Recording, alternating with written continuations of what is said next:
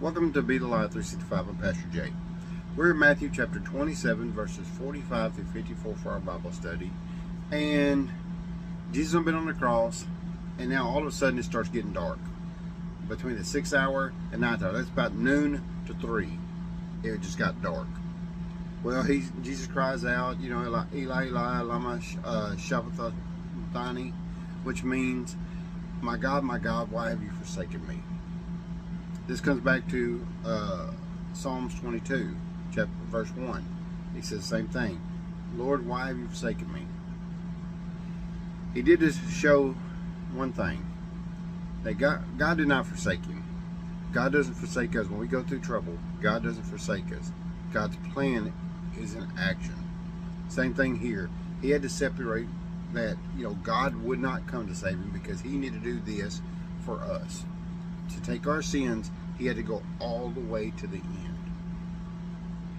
And during this time, he cries out, and people are running around, and they're trying to put vinegar on the sponge to see if because he thought he was thirsty, but he wouldn't even take it. So eventually, he gave up the ghost. In other words, his spirit left him, so that way he can, so he had died at this time.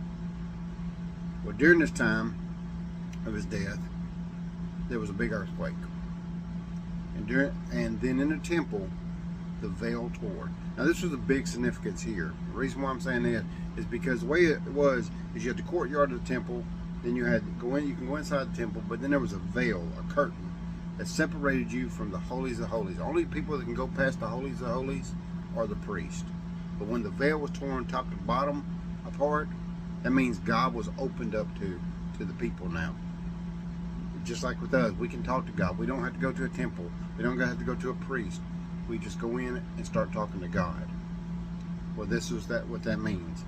But during this time, there's a lot of more strange things going on because there were people, the saints had rose. A lot of the saints had come out of the grave, went into the city, and started witnessing to people about this. And the last thing was the centurion. During the earthquake and all this going on, he looks up and he says, surely and truly, this was the Son of God.